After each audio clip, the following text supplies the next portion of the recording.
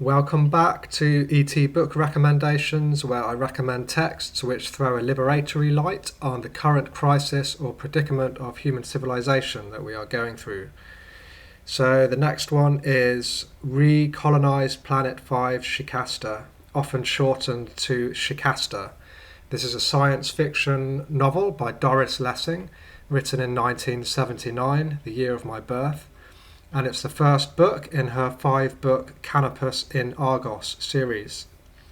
The planet Shikasta is depicted as an alternative Earth in this novel, described as being similar to this one in its makeup and history, but with the added dynamics of 3 intergalactic civilizations secretly battling amongst and through Earth's human inhabitants, or Shikasta's human inhabitants, to the extent that the evolution of humanity has been sped up by interbreeding with its galactic counterparts, but unbeknownst to humanity.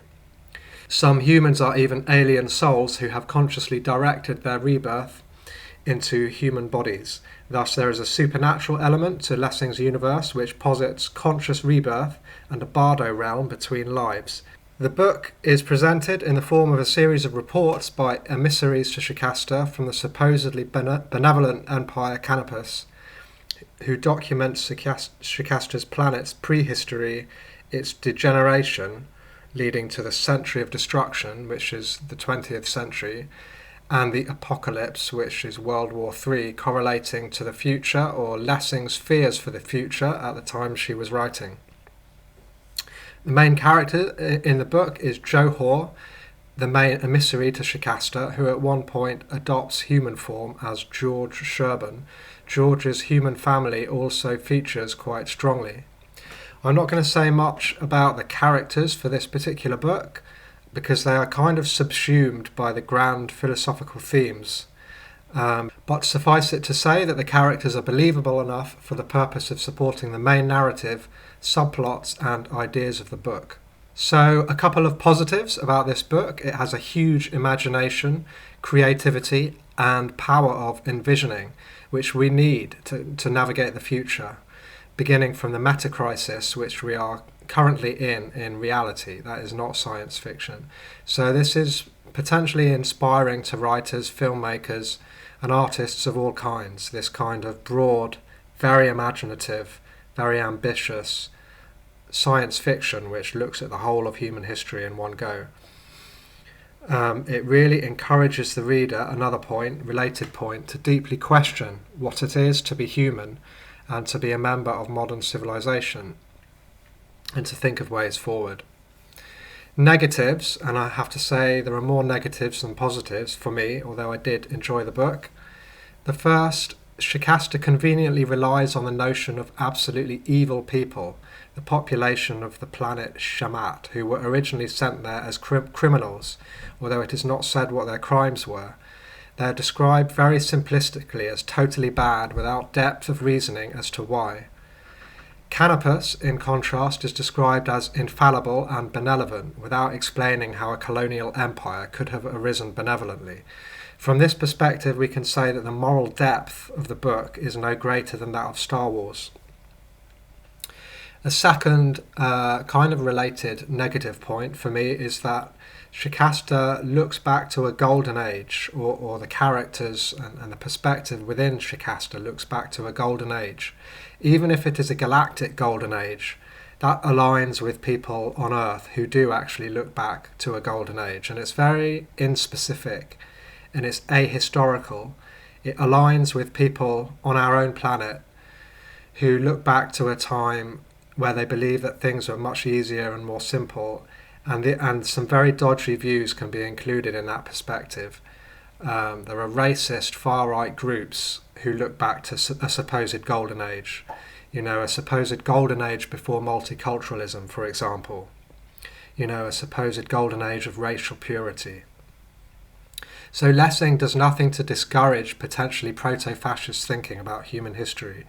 This is supported by the so-called enlightened but actually oversimplified Canopian view, that's the Empire of Canopus, that humans need to stop identifying as left or right wing. And for a book that's trying to address the whole of human history, this is slightly concerning. A third negative, related point, there is a new age kind of anarchism or anarcho-primitivism or anti-civilization sentiment in Shikasta, especially towards the end, when in the aftermath of World War III, new simplistic communities are established which apparently govern themselves.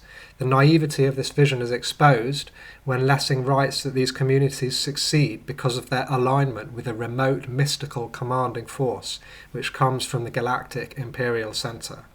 So not really a true political solution then, that we can implement anyway. And finally, Shikasta shows a pessimistic view of human nature, suggesting that humans left to their own devices cannot sort their problems out, and that we have no free will.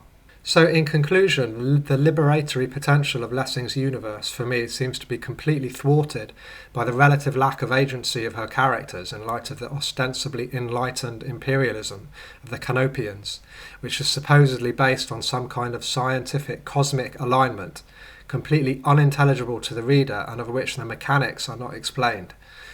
The binary of the apparent absolute good of the Canopians and evil of the Shramatians, equated with the criminality, although their former crimes are not discussed, although perhaps a convenient literary device, a polarization between which the strivings of the whole of human history are strung, it seems ultimately to be both an abdication of human responsibility for history and a denial that any politically liberated human society could be possible. Since this is the first novel in a series, the rest of which I haven't read, it remains to be seen whether there is any human as opposed to alien or supernatural redemption in the later books.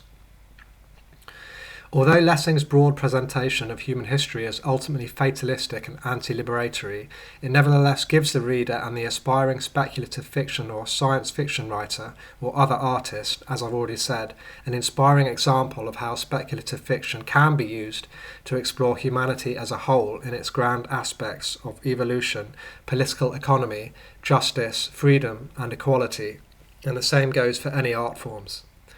Lessing shows how the literary device of a detached but compassionate alien observer can be used to give some perspective on the predicament of modern civilization.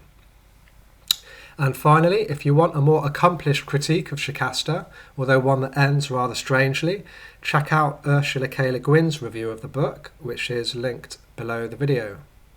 Thanks very much.